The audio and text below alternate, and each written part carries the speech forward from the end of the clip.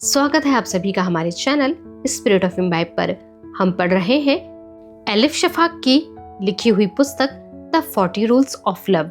मैं हूं आपकी दोस्त वर्षा, और अगर आप मुझे पहली बार सुन रहे हैं तो हमारे चैनल को सब्सक्राइब करना, हमारी वीडियोस को लाइक करना और शेयर करना बिल्कुल ना भूलें, क्योंकि हम लेकर आते रहते हैं अपने चैनल पर ऐसी ही बहुत सारी अच्छी पुस्तकों का वाचन। तो चलिए चलते हैं बिना किसी देरी के इस पुस्तक के अगले भाग की ओर। एला, नॉर्थम्पटन, 18 मई 2008। एला को डेविड और जेनेट के साथ हुई बहस से इतना तनाव हो गया कि उसे थकावट होने लगी। उसने कुछ देर के लिए स्वीट ब्लेस्फेमी को पढ़ना छोड़ दिया। एला को लगा जैसे उसने खौलती पतीली का ढक्कन हटा दिया था और उससे निकली भाप के साथ पुराने ठंडे झगड़े और नई शिकायतें उभर आई थी। दुर्भाग्य से ढक्कन एला ने खुद ही हटाया था। उसने स्कॉट को फोन करके कहा कि उसे जेनेट से शादी नहीं करनी चाहिए। एला को जीवन भर पछतावा होने लगा था कि उसने फोन पर स्कॉट को यह सब क्यों कहा, लेकिन एला को खुद पर बहुत भरोसा था। वह अंदाजा नहीं लगा पाई थी कि उसके द्वारा किए गए इस हस्तक्षेप के परिणाम कितने खतरनाक होंगे। हेलो स्कॉट, मैं जेनेट की मम्मी बोल रही हूँ, वह बोली। वह बहुत धीमे लहजे में बात कर रही थी, मानो अपनी बेटी के बॉयफ्रेंड से कई बार बात कर चुकी हो। क्या मैं तुमसे 2 मिनट बात कर सकती हूँ? जी हाँ श्रीमती रूबिनस्टाइन, मुझे बताइए कि मैं आपकी क्या मदद कर सकता हूँ? स्कॉट ने संकोच और आश्चर्य भरे सुर में कहा। एला ने भी स्कॉट के साथ सभ्य ढंग से बात कही। एला के मन में स्कॉट के प्रति व्यक्तिगत तौर पर दुर्भावना नहीं थी, लेकिन उसे ऐसा लगता था कि स्कॉट अभी छोटा है और उसे अनुभव की कमी है, इसलिए उसे जेनेट से शादी नहीं करनी चाहिए। एला ने यह भी कहा कि स्कॉट को फिलहाल यह सुनकर थोड़ा दुख होगा, लेकिन भविष्य में वह इस बात को समझ जाएगा और शायद समय पर सावधान कराने के लिए एला को धन्यवाद भी देगा। एला ने कहा कि तब तक उसे शादी के बारे में नहीं सोचना चाहिए। एला ने स्कॉट को इसके बारे में किसी से न कहने के लिए भी कहा। एला और स्कॉट के बीच एक गहरी और गंभीर चुप्पी छा गई। श्रीमती रूबिनस्टाइन, मुझे नहीं लगता आप इस बात को समझ पाएंगी, स्कॉट ने रुककर कहा। मैं और जेनेट एक दूसरे से प्यार करते हैं। लो, फिर वही बात। लोग इतने भोले और नादान कैसे हो सकते हैं कि उन्हें लगता है प्यार से सब रास्ते खुल जाते हैं? लोग प्यार को जादू की छड़ी समझते हैं जो चमत्कारी स्पर्श से सभी समस्याओं को ठीक कर सकती है। आपको सुनकर बुरा लगेगा, लेकिन क्या आपको नहीं लगता कि यह नियम आपके समेत सब पर लागू होता है? सच कौन जानता है, हो सकता है कि कल आपको भी किसी से प्यार हो जाए। यह सुनकर एला जानबूझकर थोड़ा जोर से और कुछ देर तक हंसती रही। फिर उसने कहा, मैं शादीशुदा औरत हूँ। मैंने जीवन भर के लिए किसी को चुन लिया है और वही मेरा पति है। मैं यह कहना चाहती हूँ कि शादी एक गंभीर निर्णय होता है जिसे बहुत सोच समझ कर लेना चाहिए। क्या आप कहना चाहती हैं कि मुझे आपकी बेटी से, जिसे मैं प्यार करता हूँ, उससे मुझे सिर्फ शादी इसलिए नहीं करनी चाहिए कि क्योंकि मुझे भविष्य में किसी अजनबी से प्रेम हो सकता है? स्कॉट ने पूछा। यहाँ से दोनों के बीच की बातचीत का स्तर गिरने लगा। उसमें तनाव और निराशा शामिल हो गई। बात खत्म हुई तो एला रसोई में चली गई। उसने फिर वही किया जो वह भावनात्मक रूप से परेशान हो जाने पर किया करती है। वह खाना पकाने लगी। आधे घंटे बाद उसके पति ने उसे फोन किया। मुझे विश्वास नहीं हो रहा, तुमने स्कॉट से फोन पर कहा कि वह हमारी बेटी से शादी नहीं कर सकता। तुमने ऐसा क्यों किया? एला को विश्वास नहीं हुआ कि यह बात इतनी जल्दी कैसे फैल गई। मैं समझाती हूँ, लेकिन डेविड ने उसकी बात काट दी और कहा, मैं कुछ समझना नहीं चाहता। तुमने जो किया वह गलत किया। स्कॉट ने जेनेट को बता दिया है और अब जेनेट बहुत परेशान है। वह कुछ दिन अपने दोस्तों के साथ रहेगी। वह तुमसे मिलना भी नहीं चाहती। इसके लिए जेनेट को दोष मत देना। उस दिन अकेली जेनेट ही नहीं थी जो घर नहीं आई। डेविड ने भी एला को मैसेज करके बताया कि अचानक जरूरी काम आ गया है, लेकिन उसने काम के विषय में अधिक सफाई नहीं दी। डेविड आमतौर पर ऐसा नहीं करता था। डेविड की बहुत सी औरतों से दोस्ती थी। वह उनके साथ सोता था, उन पर पैसा खर्च करता था और एला यह सब जानती थी, लेकिन वह हमेशा शाम को घर लौट आता था। उनके बीच कितना भी झगड़ा हो, लेकिन एला हमेशा उसके लिए खाना पकाती थी और डेविड भी खुश होकर साभार भोजन करता था। वह खाने के बाद एला को धन्यवाद भी देता था। वह दिल से उसका आभार व्यक्त करता था, जिसे उसके द्वारा की जाने वाली बेईमानी की माफी भी समझा जा सकता था। एला उसे माफ कर देती थी। उसने डेविड को हमेशा माफ कर दिया था। यह पहला मौका था जब डेविड ने ऐसा व्यवहार किया था। इस परिवर्तन के लिए एला खुद को दोषी मानती थी, लेकिन वह लाचार थी। ग्लानि शब्द एला रूबिनस्टाइन के नाम का हिस्सा बन चुका था। एला अपने जुड़वा बच्चों के साथ खाना खाने बैठी तो ग्लानि का स्थान दुख ने ले लिया। उसका बेटा आवी लगातार पिज्जा की मांग कर रहा था और ऑर्ली का कुछ भी खाने का मन नहीं था, लेकिन एला ने दोनों की बात नहीं मानी और उन्हें जबरदस्ती हरे मटर के साथ चावल और सरसों में बना मीट परोस दिया। ऊपरी तौर पर वह चिंतित मां की भूमिका में थी, लेकिन उसके भीतर अजीब सी निराशा उमड़ रही थी। उसे लगा जैसे कि उसके मुंह में कसैला और खट्टा स्वाद आ गया है। भोजन समाप्त होने पर एला मेज पर ही बैठी रही। माहौल बहुत भारी हो गया था। एला को लगा कि जो खाना उसने घंटों मेहनत करके बनाया था वह बेकार था। उसे खुद पर गुस्सा आ रहा था। उसे इस बात का भी दुख था कि 40 साल बीत जाने के बाद भी वह जीवन में कुछ नहीं कर पाई थी। उसके पास देने के लिए प्यार था, लेकिन उसे लेने वाला कोई नहीं था। एला का ध्यान फिर स्वीट ब्लास्फेमी किताब पर चला गया। वह शम्स तबरेज के पत्र से अचंभित थी। उसके मन में विचार उठा, शम्स जैसा कोई व्यक्ति अगर इर्द गिर्द होता तो कितना अच्छा होता। ऐसा आदमी साथ हो तो कभी दिन नीरस नहीं हो सकता। एला के दिमाग में एक छवि उभरी। वह एक लंबा, सांवला और रहस्यमय पुरुष था जिसने लेदर पैंट और जैकेट पहनी थी। उसके बाल कंधों तक लंबे थे और वह चमकदार लाल गाड़ी में था। एला इस छवि की कल्पना से मुस्कुरा उठी। उसे एक आकर्षक सूफी मोटरसाइकिल सवार की कल्पना करके रोमांचक लगा। ऐसे व्यक्ति के साथ मोटरसाइकिल पर घूमना बहुत मजेदार होता। एला सोचने लगी कि शम्स अगर उसका हाथ देखता तो उसे क्या नजर आता। क्या वह बता पाता कि एला के मन में क्यों समय समय पर बुरे विचार आते हैं और क्यों एक बड़ा और प्यार भरा परिवार होने के बावजूद उसे अकेलापन महसूस होता है। उसके आभा मंडल के रंग कैसे हैं? क्या वे चमकदार और भड़कीले हैं? क्या उसके जीवन में कुछ भड़कीला या अच्छा भी है? ये कभी हो पाएगा? उसी क्षण मेज पर बैठी एला को अचानक महसूस हुआ कि वह हमेशा इस बात से इनकार करती आई थी और चुप रही थी, लेकिन उसके मन के भीतर भी प्यार पाने की चाहत थी। शम्स। समरकंद के बाहर एक सराय। मार्च 1242। सराय की ऊपरी मंजिल पर 1 दर्जन से भी ज्यादा थके हुए यात्री गहरी नींद में सो रहे थे। उन पर अकेलेपन का बोझ था। मैं नंगे पैर चुपचाप ऊपर गया और मैंने अपना बिस्तर संभाल लिया। उसमें से गंदगी और पसीने की बदबू आ रही थी।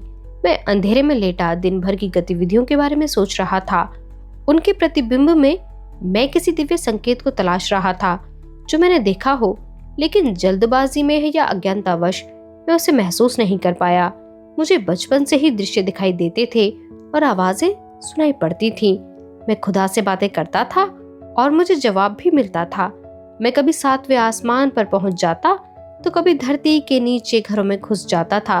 कई बार मेरी भूख बिल्कुल मर जाती थी और कई दिन कुछ खाने का मन नहीं करता था, लेकिन मुझे इनसे डर नहीं लगा और समय के साथ मैंने समझ लिया कि मुझे ये बातें दूसरों से नहीं कहनी है। लोगों को जो समझ में नहीं आता वे उसकी निंदा करते हैं। यह बात मुझे अनुभव से समझ में आई थी। मुझे दिखने वाले दृश्यों के बारे में गलत सोचने वाले पहले व्यक्ति मेरे अपने पिता थे। मैं लगभग 10 साल का था जब मुझे हर दिन पैगंबर के दर्शन होते। मैं उस समय भूला था और यह सोचता था कि शायद सभी को ऐसा नजर आता होगा। एक दिन मेरे पिताजी मुझे लकड़ी से कुछ बनाना सिखा रहे थे ताकि मैं उनकी तरह अच्छा बढ़ई बन सकूं। तब मैंने उन्हें पैगंबर के विषय में बताया। बेटे, अच्छा होगा कि तुम अपनी कल्पना अपने तक ही सीमित रखो, मेरे पिता ने जवाब दिया। हम गांव वालों को फिर परेशान नहीं करना चाहते।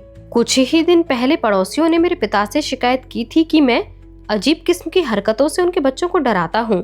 बेटे, मुझे तुम्हारा तरीका समझ नहीं आता। तुम यह मान क्यों नहीं लेते कि तुम अपने माता पिता जैसे ही हो और उनसे अलग नहीं? मेरे पिता ने कहा, सब बच्चे अपने माता पिता जैसे ही होते हैं और तुम भी ऐसे ही हो। उस दिन मुझे एहसास हुआ कि मैं तो अपने माता पिता से प्यार करता था और मुझे उनके स्नेह की जरूरत भी थी, लेकिन वे मेरे लिए अजनबी थे। पिताजी, मैं दूसरे बच्चों से अलग हूँ। आप ऐसा समझिए कि मैं बतख का बच्चा हूँ जिसे मुर्गियां बड़ा कर रही हैं। मैं किसी छोटे से बाड़े में रहकर जीवन बिताने वाला पालतू पक्षी नहीं हूँ। जिस पानी को देखकर आपको डर लगता है, मुझे उससे ताजगी मिलती है। आप तैर नहीं सकते, लेकिन मुझे तैरना आता है और मैं यह करूंगा। समंदर मेरा घर है। अगर आप मेरा साथ देना चाहते हैं तो मेरे साथ चलिए, नहीं तो मेरे काम में रुकावट मत डालिए। आप मुर्गियों के बाड़े में लौट जाइए। यह बात सुनकर मेरे पिता की आंखें पहले तो फैल गईं और फिर छोटी हो गईं। फिर उन्होंने कहा, अगर तुम अपने पिता से अभी इस तरह बात कर रहे हो तो पता नहीं तुम बड़े होकर अपने दुश्मनों के साथ कैसा व्यवहार करोगे। मेरे माता पिता को आगे चलकर बहुत डर लगा, क्योंकि मुझे दिखने वाले दृश्य बड़े होने पर भी खत्म नहीं हुए, बल्कि वे अधिक मजबूत और स्पष्ट होते गए। मुझे पता था कि मेरे माता पिता मुझसे घबराने लगे थे। मुझे दुख भी होता था, लेकिन सच यह था कि मुझे उन दृश्यों को दूर करने का तरीका नहीं आता था। मुझे यह आता होता तो मैं भी शायद ऐसा ही करता। कुछ समय बाद मैंने घर छोड़ दिया। उस दिन से तबरेज मेरे लिए मधुर शब्द बन गया, जो मेरी जीभ पर आते ही पिघल जाता। इस जगह की केवल 3 खुशबू मेरे साथ हैं: कटी हुई लकड़ी, पॉपी के बीच वाली रोटी और बर्फ की नरम कड़क खुशबू। उस दिन से आज तक मैं फकीर की तरह भटकता रहा। मैं एक जगह दोबारा नहीं सोया। मैंने एक कटोरे में 2 बार भोजन नहीं किया। हर रोज मेरे आसपास नए चेहरे होते थे। मुझे भूख लगती तो मैं लोगों को उनके सपनों का अर्थ बताकर कुछ पैसे कमा लेता था। इसी तरह मैं पूर्व पश्चिम, ऊपर और नीचे खुदा की खोज में भटकता रहा। मैंने अच्छे जीवन की सब जगह तलाश की। मैंने ज्ञान प्राप्त करने का हर संभव प्रयत्न किया। मैं किसी पेड़ की तरह नहीं था, इसलिए मैं कहीं भी जा सकता था। मैंने यात्राओं के दौरान हर तरह का रास्ता तय किया। मैंने मशहूर व्यावसायिक रास्तों से लेकर ऐसे सुनसान रास्तों पर सफर किया है जहां कई दिनों तक कोई आदमी नजर नहीं आता। मैंने काले सागर के तट से लेकर फारस के शहरों तक, मध्य एशिया के विशाल मैदानों से लेकर अरब के रेगिस्तानों तक हर जगह यात्रा की है। मैंने घने जंगल, मैदान और रेगिस्तान सब कुछ देखा है। मैंने पुराने पुस्तकालयों में विद्वानों से बातचीत की है। मैंने मकतबों में छोटे बच्चों को पढ़ाने वालों को सुना है। मदरसों में छात्रों से तफसीर और तर्कशास्त्र पर चर्चा की है और उनसे तर्क वितर्क भी किया है। मैंने मंदिर, मठ और हर धार्मिक स्थल देखा है। मैंने गुफाओं में तपस्वियों के साथ साधना की है। मैंने फकीरों के साथ जिक्र किया है, साधुओं के साथ उपवास किया है और विधर्मियों के साथ खाना खाया है। मैंने पूर्ण चंद्रमा की रात में ओझाओं के साथ नृत्य किया है। मैंने इस बीच हर तरह के धर्म, आस्था, उम्र और व्यवसाय के लोगों से संपर्क किया है और मैंने दुर्घटनाएं और चमत्कार होते हुए भी देखे हैं। मैंने जिंदगी से बदहाल गांव देखे हैं, आग में झुलसते मैदान देखे हैं और मैंने लूटपाट का शिकार हुए ऐसे शहरों को भी देखा है जहां बहने वाली नदियां सूख गई हैं और 10 वर्ष से ज्यादा का कोई व्यक्ति मुझे जीवित नहीं मिला। मैंने मानवता के सबसे बुरे और सबसे अच्छे दिन देखे हैं। मुझे अब कुछ भी देखकर हैरानी नहीं होती। मैंने इन अनुभवों के आधार पर एक सूची तैयार की थी जो किसी किताब में नहीं मिली। वह केवल मेरी आत्मा पर केंद्रित थी। मेरी नजर में ये इस्लाम के सूफियों के मूल सिद्धांत थे। ये प्रकृति के स्थायी नियम हैं। इनसे प्रेम नामक संप्रदाय के 40 नियम बनते हैं जिन्हें केवल प्रेम से ही प्राप्त किया जा सकता है। उनमें से एक नियम कहता है, सच्चाई का रास्ता दिमाग से नहीं बल्कि दिल से मेहनत करने पर मिलता है। अपने दिमाग को नहीं, दिल को मार्गदर्शक बनाइए। खुद से मुलाकात कीजिए, खुद को चुनौती दीजिए और फिर अपने ही दिल की सहायता से खुद को जीतिए। खुद को जानकर ही आप खुदा को जान सकते हैं। इन सूत्रों पर काम खत्म करने में मुझे कई साल लग गए। मैंने सभी 40 सूत्रों पर ध्यान से काम किया और जबकि मेरा काम खत्म हो चुका है तो मुझे पता है कि मैं अपने अंतिम चरण पर पहुंच चुका हूं। मुझे कुछ समय से इस बारे में दृश्य भी दिखने लगे हैं, लेकिन मुझे मरने की चिंता नहीं थी क्योंकि मैं उसे अंत की तरह नहीं देखता। लेकिन मैं मरने से पहले यह विरासत किसी के पास छोड़ना चाहता था। मेरे दिल में बहुत सी बातें थीं, बहुत सी कहानियां थीं जो मुझे किसी को सुनानी थी। मैं यह ज्ञान किसी को सौंप कर जाना चाहता था, लेकिन किसी शिष्य को नहीं। मुझे अपने बराबर के एक साथी की जरूरत थी। मैंने धीरे से कहा, हे खुदा, मैं जीवन भर दुनिया में घूमा हूँ और मैंने आपके बताए मार्ग का पालन किया है। मैंने हर व्यक्ति को खुली किताब और चलती फिरती कुरान की तरह देखा है। मैं हमेशा विद्वानों की ऊंची इमारतों से दूर रहा हूँ। मैंने वंचित, बहिष्कृत और तुच्छ समझे जाने वाले लोगों के साथ समय बिताया है। लेकिन मेरा समय अब पूरा होने वाला है। मैं यह ज्ञान एक सही व्यक्ति को सौंपना चाहता हूँ। उसके बाद आप जैसा चाहें मेरे साथ वैसा कीजिए। तभी मेरी आंखों के सामने मेरा कमरा तेज प्रकाश से भर उठा। प्रकाश इतना तेज था कि यात्रियों के चेहरे भी चमकने लगे। कमरे में भरी हवा ताजा और सजीव हो उठी, मानो किसी ने खिड़कियां खोल दी थीं और बाहर से खुशबूदार हवा का झोंका अंदर आ गया। मेरे पैगंबर ने अपनी मधुर आवाज में कहा, बगदाद चले जाओ। बगदाद में कौन मेरी प्रतीक्षा कर रहा है? मैंने पूछा। तुमने एक साथी मांगा था और वह तुम्हें मिल जाएगा। बगदाद में तुम्हें वह व्यक्ति मिलेगा जो तुम्हें सही दिशा दिखलाएगा। मेरी आंखें कृतज्ञता के आंसुओं से भर उठी। मुझे समझ में आ गया था कि मैंने दृश्य में जिसे देखा था वही मेरा आध्यात्मिक साथी बनने वाला था। देर सवेर हमारी मुलाकात जरूर होगी और जब भी हम मिलेंगे मुझे पता लग जाएगा कि उसकी उदार और दयालु आंखें हमेशा उदास क्यों रहती थीं और वसंत के प्रारंभ की उस रात मेरी हत्या कैसे हुई। एला, नॉर्थम्पटन, 19 मई 2008। सूरज ढलने और बच्चों के घर आने से पहले एला ने किताब की पांडुलिपि में बुकमार्क लगाया और स्वीट ब्लास्फेमी को एक तरफ रख दिया। वह किताब के लेखक को लेकर बहुत उत्सुक थी। उसने कंप्यूटर चालू किया और ऑनलाइन होकर गूगल पर AZ ज़हारा टाइप किया। उसे पता नहीं था कि उसे क्या देखने को मिलेगा, लेकिन उसे ज्यादा उम्मीद भी नहीं थी। एला को कंप्यूटर पर एक निजी ब्लॉग नजर आया। वह हल्के नीले रंग का पेज था। ऊपर एक पुरुष का चित्र था जिसने लहरदार लंबी सफेद स्कर्ट पहनी थी। एला ने ऐसा फकीर पहले नहीं देखा था। एला उसे ध्यान से देखती रही। ब्लॉग का विषय था अंडे के खोल नामक जीवन। नीचे उसी शीर्षक से एक छोटी सी कविता भी लिखी थी। आओ हम सब एक दूसरे के साथी बने, आओ हम सब एक दूसरे के पास बैठें। हमारे भीतर बहुत सा सामंजस्य है। यह मत सोचना कि हम जितना देखते हैं बस वहीं तक सीमित है। उस पेज पर दुनिया भर के शहरों और अलग अलग स्थानों की तस्वीरें थीं। हर चित्र के नीचे उस जगह के बारे में कुछ टिप्पणियां लिखी थीं। उन्हें पढ़ते हुए 3 बातों पर एला का ध्यान गया। पहला, उस आदमी का नाम अजीज था। दूसरा, वह खुद को सूफी कहता था। और तीसरा, उस समय वह ग्वाटेमाला में कहीं घूम रहा था। ब्लॉग के दूसरे खंड में कुछ तस्वीरें थीं जो अजीज ने खुद खींची थीं। उनमें दुनिया के अलग अलग कोने के लोग थे। उनमें अंतर था, फिर भी वे एक दूसरे से मिलते जुलते थे। उनमें समानता यह थी कि सभी चित्रों में से कुछ न कुछ गायब जरूर था। किसी में एक की कान की बाली या एक जूता या बटन गायब था, तो कहीं एक दांत, एक उंगली या किसी का पैर नहीं था। उन चित्रों के नीचे लिखा था, हम जो भी हों, जहां भी रहें, लेकिन हम सबके मन में अपूर्ण होने का एहसास होता है। हमें लगता है कि कुछ खो गया है और हमें उसे वापस पाना है, लेकिन अधिकतर लोग यह कभी नहीं जान पाते कि वह कुछ क्या है।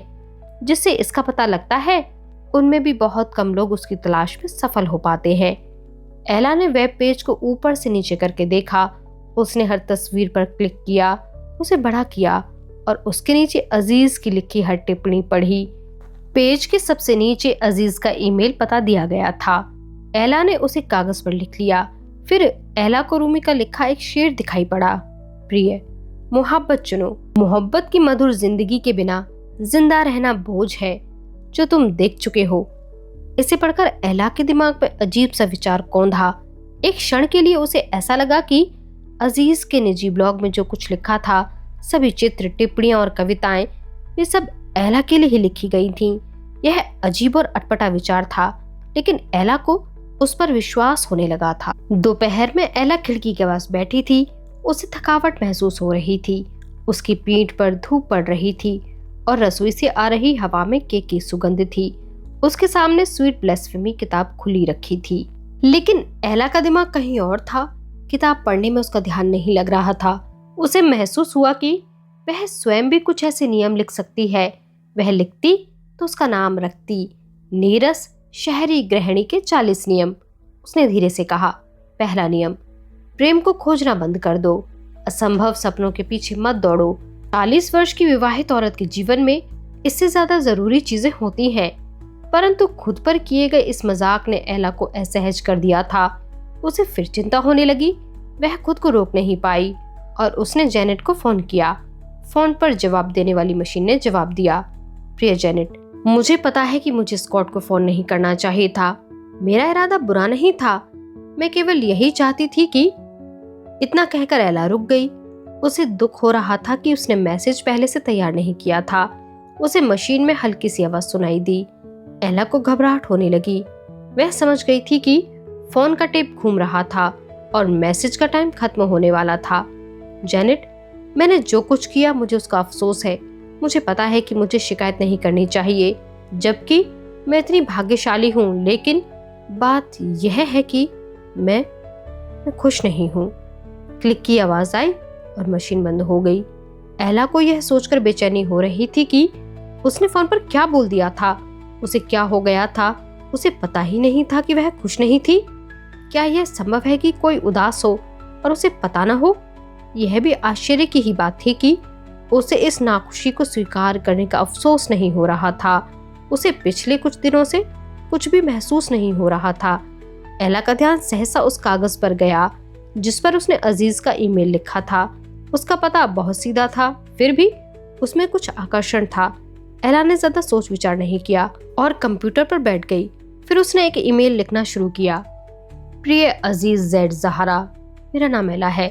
मैं साहित्य एजेंसी की ओर से एक पाठक के रूप में आपका लिखा उपन्यास स्वीट ब्लेस्फेमी पढ़ रही हूँ।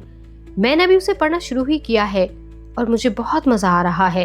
हालांकि यह मेरी निजी राय है और ये मेरे बॉस के विचार नहीं है। मुझे यह उपन्यास पसंद आएगा या नहीं यह अलग बात है, लेकिन उस अंतिम फैसले पर मेरा कोई प्रभाव नहीं है कि हम अपने क्लाइंट के तौर पर आपकी किताब प्रकाशित करेंगे या नहीं। आप शायद ऐसा मानते हैं कि प्रेम ही जीवन का सार है, इसके अलावा किसी चीज का कोई महत्व नहीं है।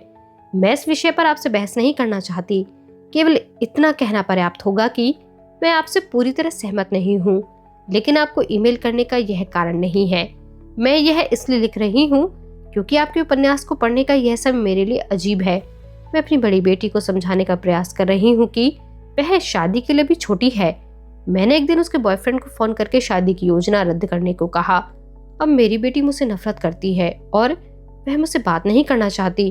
मुझे लगता है आप दोनों की इस विषय पर खूब जमेगी, क्योंकि प्रेम को लेकर आप दोनों के एक से विचार हैं। अपनी निजी समस्या आपको बताने के लिए माफी चाहती हूँ। मेरा यह आशय नहीं था। मुझे आपका ईमेल आपके ब्लॉग से मिला। वहाँ लिखा है कि आप इस समय ग्वाटेमाला में हैं। मुझे लगता है दुनिया भर में घूमना बहुत मजेदार होता होगा। यदि आप कभी बोस्टन आए तो शायद आपसे भेंट हो जाए। हम एक कप चाय भी पी सकते हैं।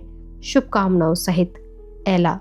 एला की ओर से अजीज को वह पहला ईमेल किसी तरह का निमंत्रण या मदद की पुकार नहीं थी, लेकिन एला के पास इसे जानने का कोई तरीका नहीं था। वह उस समय रसोई में चुपचाप बैठकर एक अनजान लेखक को एक नोट लिख रही थी, जिससे हाल में या भविष्य में मिलने की कोई उम्मीद नहीं थी। आज का यह भाग यहीं पर समाप्त होता है। आप बने रहिए हमारे साथ इस बहुत ही रोमांचक उपन्यास को पढ़ने के लिए। हमारे साथ बने रहने के लिए आप सभी का बहुत शुक्रिया।